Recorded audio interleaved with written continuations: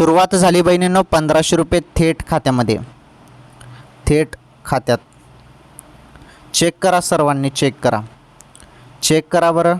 SMS check करा, मी तुम्हाला सांगता SMS चेक करा, कारण आज सर्व बहिणींना पैसे आलेले आहेत। सर्व जेवढ्या पण लाडक्या बहिणी पात्र आहेत लाडकी बहीण योजनेसाठी, अशा सर्व बहिणींना जून हप्त्याचे जे काही 1500 रुपये आहेत ते थेट खात्यामध्ये टाकण्यात आलेले आहेत।